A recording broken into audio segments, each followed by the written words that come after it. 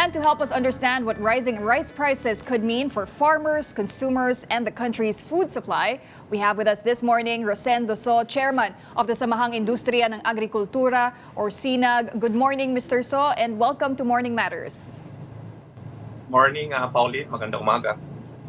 Okay, so sir, nagbabala na nga po ang Department of Agriculture na ang presyo ng bigas ay maaaring umabot po sa 62 pesos per kilo by September. Base po sa inyong assessment, gaano po ba ka-realistic yung ganitong projection? Yeah, binabase kasi ni Secretary yung production cost, no? Ang production cost kasi around dati nasa 16 pesos, ngayon aabot ito ng almost 24 pesos. So kung doon natin ibabase, kung yung farm gate price is 31 pesos, kasi 62 yung nabanggit ni Secretary.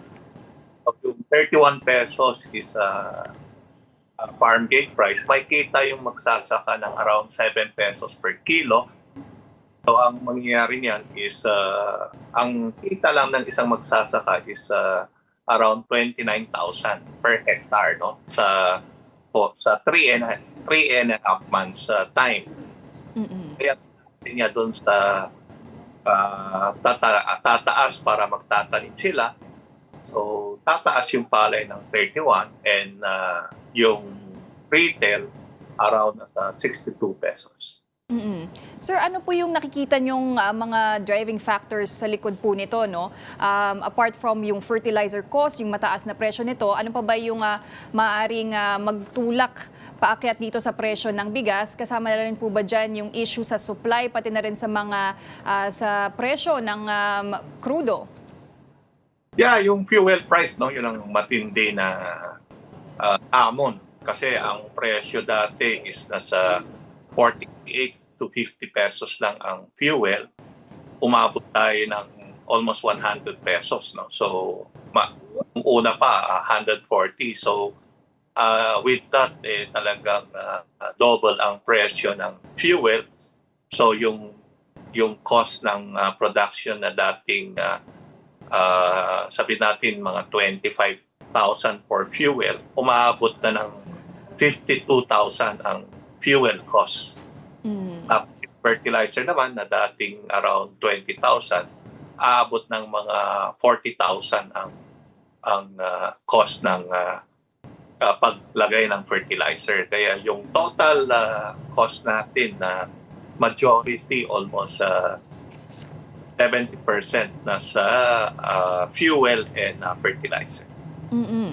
And sir, sinabi na po ng SINAG na magiging critical po yung susunod na 4 na linggo dahil dito po magdedesisyon ng ating mga magsasaka kung sila pa po ay magtatanim. Gaano po ba kalawak yung pag-aalinlangan ng ating magsasaka kung sila pa po ay magtatanim in this coming season? Yeah, this is around almost 3.7 million hectares ito, no? Malawak ito, and kung ito hindi magtanim, maski mag-import tayo, hindi kayang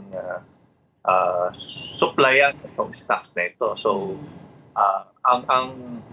sa bagay, ang naman binabase natin dun sa June, no?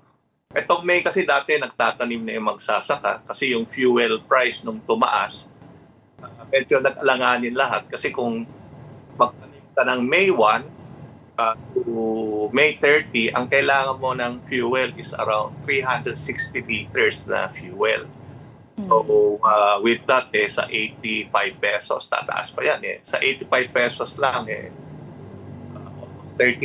na yun. 32,000 ang alabas, no? So dati nasa 17,000. Na times 2 kasi yun yung 30 days na gagamit ka ng fuel, ganun katindi na, no? So, hihintay na lang yung rainy season para itong June, bago natin malalaman kung magtatanim yung magsasaka. Kasi nandyan din po sir, yung banta ng El Nino, gaano po ba nito lalong nalalagay sa alanganin yung ating mga magsasaka po? hihintayin talaga yung tag-ulan, no? Maano natin, ma-assess natin ito yung first week of June, kung may ulan na darating, doon natin makikita yung movement ng mga magsasaka natin kung magtatanim or hindi pa magtatanim.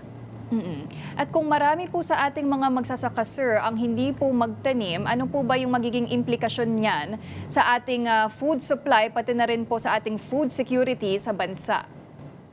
Malaking problema yan, no? Dahil ang tingin natin kasi kung hindi magtanim ang mga magsasaka rito, yung other countries itataas din yung staple food nila, no?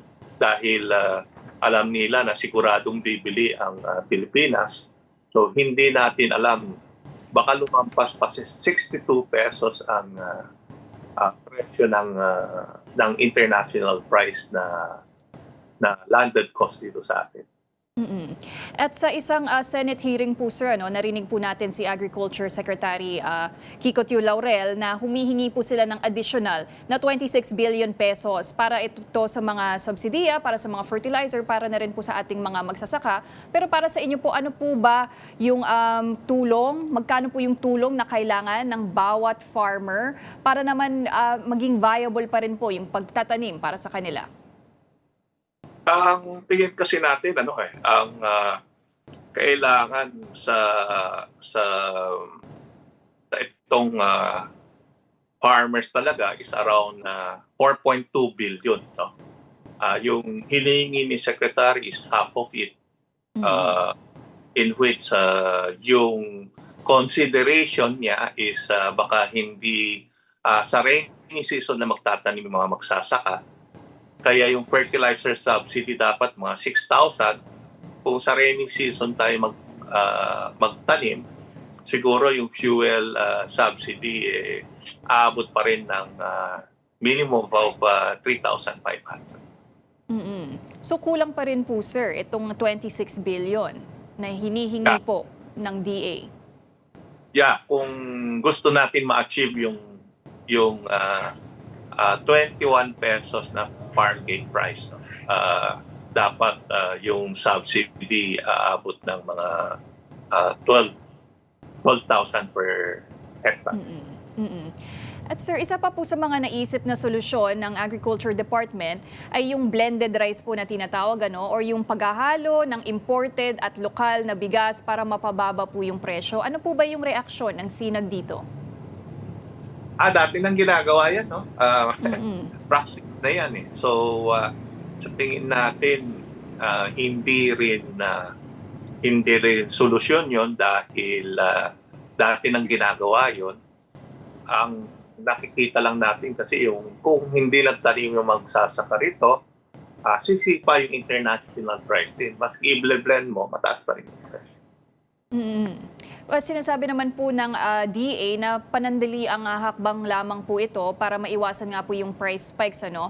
Pero kung sakali po yung blend, sir, magiging sabihin natin 60-40 o 70-30, pero pabor sa imported rice, may panganib po ba yan lalo na po sa ating mga local farmers at posibleng humina rin po yung produksyon dahil mawawalan na po sila ng incentive? Pauline, dati na ginagawa yan eh. Baka hindi alam ni Secretary na yung mga